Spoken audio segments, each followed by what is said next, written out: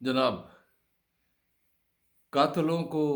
وہ اگر اذن رہائی دے گا، قاتلوں کو وہ اگر اذن رہائی دے گا، شہر کا شہر میرے ساتھ دہائی دے گا۔ یہ بہت پرانی بات ہے، اور میں کسی حد تک شاہد ہوں ان باتوں کا۔ تب میں ملازمت میں تھا، اسلام آباد میں۔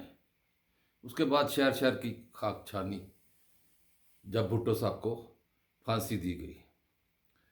تو یہ بات کرنے سے پہلے گزارش کرتا چلوں کہ اگر آپ نے سبسکرائب نہیں کیا تو اب کر دیجئے،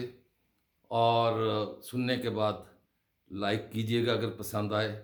اور اپنے کمنٹ ضرور دیجئے گا۔ لیکن یہ نیچے ایک بیل آپ کو نظر آ رہی ہے، جب آپ نے سبسکرائب کیا تھا نا، بیل نظر آ رہی ہے، اس کو آپ دبا دیجئے تو میرے سارے پروگرام آپ کو ملیں گے۔ جناب، حاضر ہوں آپ کی خدمت میں غلام گردش کے ساتھ طاہر پرواز۔ عرض یہ کرنی ہے کہ یہ جس وقت یہ واقعہ ہوا، اس دن کی کیا کارروائی تھی، میں کیس کی تفصیلات میں اس لیے نہیں جاؤں گا کہ آپ سب بہتر سمجھتے ہیں۔ کسی کو نہیں پتا تھا کہ کیا ہونے والا ہے، اور اس وقت اتنے ٹی وی چینلز بھی نہیں تھے جتنے آج، بلکہ اب تو ہر ایک کے پاس ہر گھر میں ٹی وی چینل ہے۔ یوٹیوب کے ذریعے آپ جس وقت چاہیں جو بریکنگ نیوز دینا چاہیں وہ دے سکتے ہیں۔ اس وقت کیا چیز تھی؟ اس وقت تھا زمیمہ۔ اخبار چھپ جاتا تھا مکمل رات کو، لیکن اگر کوئی خبر ایسی انوکھی اچھوتی جو فوری طور پر لوگوں تک پہنچانے والی ہوتی تھی، تو ایک صفحہ اخبار کا زمیمہ، پوری خبر ڈیٹیل دی جاتی تھی، تصویریں بھر جاتے تھے، اور اس کے اوپر کوئی اشتہار نہیں ہوتا تھا، اور بیک پہ بالکل خالی ہوتا تھا۔ تو ایک صفحہ جو فرنٹ سے چھپا ہوتا تھا اخبار جتنا، بلکہ اس سے ذرا کم سائز کا، وہ زمیمہ کہلاتا تھا۔ میں اس وقت راولپنڈی کے پاس ایک جگہ ہے کمیٹی چوک، میں گھر سے نکل کے دفتر جانے کے لیے میں سڑک پر آیا، تو میں نے دیکھا کہ لوگ اکٹھے ہیں، انہوں نے ایک زمیمہ پکڑا ہوا ہے، تھوڑا سا پڑا، دے دی گئی، دوسری طرف بھٹو کو، آگے ہر ایک نے اپنا اخبار پکڑا ہوا تھا۔ تو وہ گزرتے ہوئے مجھے یہ جب پتہ چلا تو میں دفتر تو پہنچ گیا۔ دفتر میں میرے ساتھی، میں اس وقت اسسٹنٹ ڈائریکٹر پروگرام تھا، اور میرے ڈائریکٹر پروگرام تھے احمد فراز جی۔ اور میں کمرے میں نے اپنی چیزیں رکھی، اور میں اوپر والی منزل میں ان کے پاس چلا گیا، اور ان کے پاس جا کے تو میں نے کہا، آپ نے خبر سنی؟ وہ بالکل سکتے کی حالت میں تھے، اس لیے مجھے حیرت ہوتی ہے جب میں شبلی فراز کی باتیں سنتا ہوں، تو وہ بالکل جیسے کسی گہری سوچ میں۔ کافی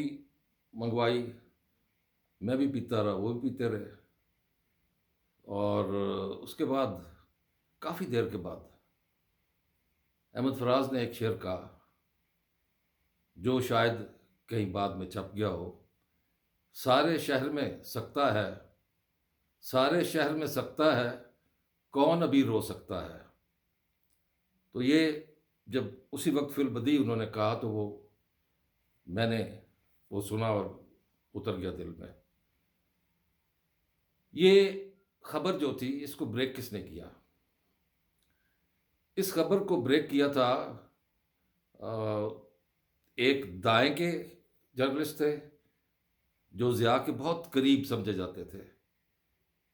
اور وہ اکثر کہا کرتے تھے کہ میں آپ کے والد صاحب الطاف پرواز کا شاگرد ہوں، اور میرے تو وہ بھائی جان تھے سعود ساحر، تو وہ دائیں طرف کے تھے، اور بائیں طرف کے ہمارے ایک دوست تھے ضمیر نفیس، ان دونوں کا انتقال ہو چکا ہے، اللہ ان کی مغفرت کرے۔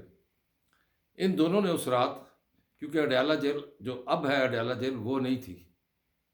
یہ جہاں پہ سانی پلیکس آپ کو کچہری کے پاس راولپنڈی کے پاس نظر آئے گا، وہاں ایک باغ بن چکا ہوا ہے، اور وہاں سے وہ جو پھانسی گھاٹ تھا اس کو ختم کر دیا گیا ہے، تو اس قسم کا سلسلہ کیا گیا ہے۔ تو وہ جگہ ہے جو ہے نا، وہ اس جگہ پہ یعنی کہ کسی کے لیے بھی پنڈی سے پہنچنا وہ اتنی مشکل بات نہیں تھی۔ ان کو کہیں سے بھنک پڑ گئی، ظاہر ہے جہاں سے بھنک پڑی ہوگی، تو سعود ساحر صاحب جو ہے وہ ضمیر نفیس کو ساتھ لے کر وہاں گئے، اور انہوں نے مجھے جو واقعہ بتایا کہ ہم دونوں رات کو وہاں پر ساری رات جیل کے باہر انتظار کرتے رہے، اور جس وقت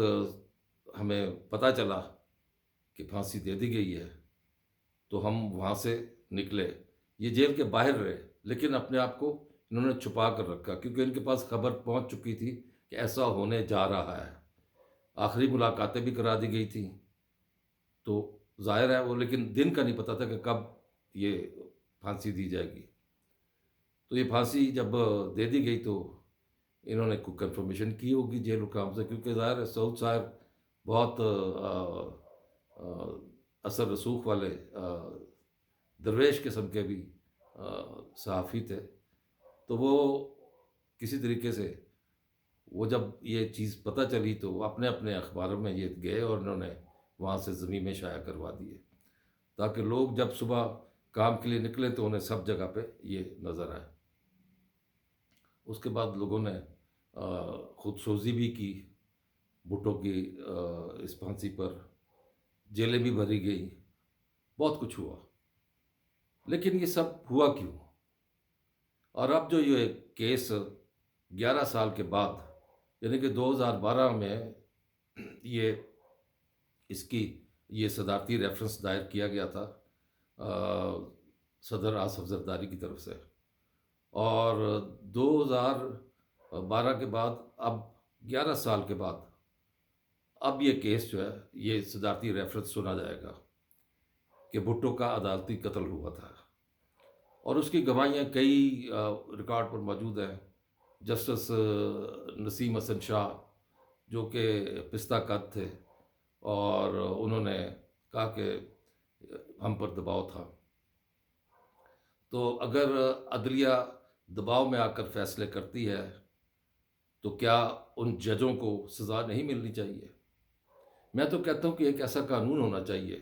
قانون بناتے ہیں یہ قانون ساز ادارے، قومی اسمبلی اور پارلیمنٹ، عوام کا مطالبہ ہونا چاہیے کہ ایسا قانون بناؤ جس میں جہاں جہاں ججوں نے غلط فیصلے کیے اور ان غلط فیصلوں کی وجہ سے لوگوں کو سزائیں ہوئیں اور ان کی زندگی کے کئی سال ضائع ہوئے یا زندگی ضائع ہو گئی، تو ان ججوں کو سزا جو ہے کیا ہونی چاہیے؟ ان کو اتنی سزا ہونی چاہیے جتنی سزا انہوں نے دی ہو، اور اگر وہ مر چکے ہوں، وفات پا چکے ہوں، تو پھر قانون میں یہ بات بھی ہونی چاہیے کہ ان کی قبروں پر جا کر 100 جوتے مارے جائیں اور لائیو دکھایا جائے۔ ایسے ججوں کے لیے ایسی سزا ہونی چاہیے، اور ایسے جج جس کے دباؤ میں آئے ہوں، اس کی قبر پر جا کر 500 جوتوں کے ساتھ سزا دینی چاہیے، تب جا کر اس ملک میں شفاف عدلیہ نظر آئے گی۔ نہیں تو یہ دباؤ میں آتے رہیں گے، کوئی اپنے بچوں کی خاطر، کوئی اپنے گھر کی خاطر، کوئی اپنی نوکری کی خاطر، جب یہ دباؤ میں آتے رہیں گے تو یہ لوگوں کے ساتھ زیادتیاں ہوتی رہیں گی، ناانصافیاں ہوتی رہیں گی۔ یہ میں نے تجویز دی ہے، اور تجویز تو یہ بھی ہونی چاہیے، یہ جو کیس سنا جا رہا ہے جو بھٹو ریفرنس، اس میں ایک چیز اور بھی ہونی چاہیے۔ ہمارے میڈیا کے دوست جو ہے وہ ذرا بہت نزدیک سے معاملہ نمٹانے کے چکر میں ہے کہ اگر یہ کیس کا فیصلہ ایسا ہوتا ہے کہ عدالت کہتی ہے کہ ہاں زیادتی ہوئی ہے اور عدالت معافی مانگ لے گی، نہیں جناب، معافی نہیں، یہ معافی کی بات نہیں ہے۔ آپ نے ایک انسان کا قتل کیا ہے، آپ کے ادارے نے کیا ہے،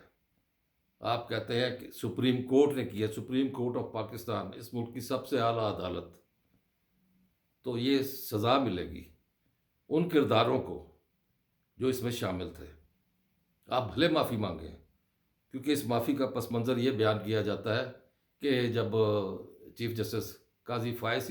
عیسیٰ نے یہ ایک اوپن کورٹ کی تھی لائیو، اس میں کہا تھا کہ کچھ پرانے کیس بھی ہم دیکھیں گے،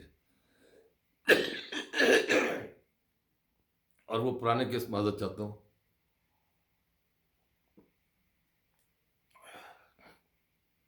ان پرانے کیسوں میں جسٹس شوکت صدیقی کا کیس بھی ہے، ان پرانے کیسوں میں اور بہت سے کیسز ہیں، کیونکہ یہ کیسز نمٹائے جا رہے ہیں۔ اب جہاں ایک ایک کیس کو لٹکانے کے لیے ایک اپیل، دوسری اپیل، تیسری اپیل، اس پر جرمانے کر رہی ہے سپریم کورٹ، کیونکہ اس سے کیسز بڑھتے ہیں اور فیصلے نہیں ہوتے۔ تو اب یہ جو ریفرنس بھٹو شہید کا جو پیش ہوا ہے، اور 12 دسمبر کو اس کی سنوائی شروع ہوگی، تو 12 دسمبر کو سنوائی جب شروع ہوگی، یہ مختصر نہیں ہوگی، اس میں معلوم کیا جائے گا، اس میں پتہ کیا جائے گا کہ مسعود محمود کون تھا جو وعدہ معاف گواہ بنا تھا، پتہ کیا جائے گا اے ایس ایف کے وہ لوگ کون تھے، وہ اے ایس ایف یا کیا تھی، وہ کوئی ایک تنظیم تھی، federal security force, F S F, اور اس کے علاوہ یہ بھی پتہ کیا جائے گا کہ ججوں پر دباؤ کس کا تھا۔ تو جب ججوں پر دباؤ کی بات آئے گی تو اس میں ڈکٹیٹر ضیاء کا نام آئے گا، جو بظاہر تو آپ کو بڑا پاک باز اور نمازیں پڑھتا اور کلمے پڑھتا اور شلواریں ٹخنوں سے اوپر کرتا چلتا نظر آیا، لیکن اس کی عبرتناک موت کسی کو نہیں بھولی۔ اب یہاں ایک سوال پیدا ہوتا ہے جو میں چیف جسٹس قاضی فائز عیسیٰ سے براہ راست پوچھنا چاہتا ہوں۔ اگر دباؤ ثابت ہو جاتا ہے ضیاء الحق کا، تو کیا ضیاء الحق کی یہ جو قبر بنائی ہوئی ہے آپ نے فیصل مسجد کے باہر، کیا یہ قبر رہنی چاہیے؟ اس کو اٹھا کر آرمی قبرستان میں یا اس کے گاؤں میں بھیج دیں جہاں سے اس کا بیٹا الیکشن لڑتا ہے، ایسا کیا جائے، کیونکہ سی ڈی اے کسی کو اجازت نہیں دیتی کہ وہ قبرستان سے باہر کو قبر بنائے۔ میں نے بھی مر جانا ہے، میری بھی خواہش ہوگی کہ میری شکر پڑیاں کے اوپر قبر ہو، کیا میں بنا سکتا ہوں؟ تو یہ غیر قانونی تعمیرات میں آتی ہے،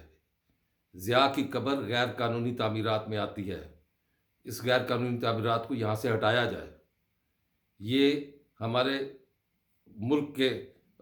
نام پر کلنک کا دھبا ہے، اس شخص کا تذکرہ بھی کرنا جو ہے وہ ہمارے آنے والی نسلوں کے لیے کم از کم اس لیے بتانا ضروری ہے کہ ان کو پتہ چلے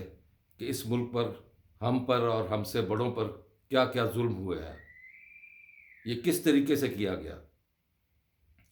اس شخص کا جو انجام ہوا وہ تو اللہ کی طرف سے ہوا، لیکن اسے کس نے اجازت دی کہ وہ یہاں پہ فیصل مسجد کے باہر، کون لوگ تھے جنہوں نے یہاں دفنایا؟ کیا یہ فوجی کنٹونمنٹ ہے؟ کیا یہ فوجی قبرستان ہے؟ اس کا کون سا کارنامہ ہے؟ اس نے کون سا کشمیر فتح کیا تھا؟ اس نے تو نسلوں کو برباد کیا تھا جہاد کے نام پر، اور وہاں سے جو ہمیں درآمد کیا گیا وہ دہشت گردی تھی، کلاشن کوف کلچر تھا، منشیات تھیں، اور بے حیائی اور بد اخلاقی تھی۔ اس کا خمیازہ تو ہم اب تک بھگت رہے ہیں، اب تک ہم اس کا جو کیا دھرا ہے اس کا نتائج بھگت رہے ہیں۔ تو بہتر یہ ہے کہ جب کوئی فیصلہ کرے عدالت، تو یہ چیف جسٹس قاضی فائز عیسیٰ سے میری گزارش ہے کہ اگر آپ یہ ثابت کر سکتے ہیں کہ دباؤ کس کا تھا، اصل چیز تو یہ دیکھنے والی ہے، تو کیا وہ مجرم نہیں؟ تو اس مجرم کو یہ اعزاز نہیں ملنا چاہیے، بلکہ بعد از مرگ اس کے پاس جو اعزازات فوجی یا سول ہے وہ سب واپس لینے کا اعلان کیا جانا چاہیے، تب جا کر انصاف ہوگا، نہیں تو پھر آپ بھی دباؤ میں نظر آئیں گے۔ اجازت دیجیے، اللہ نگہبان۔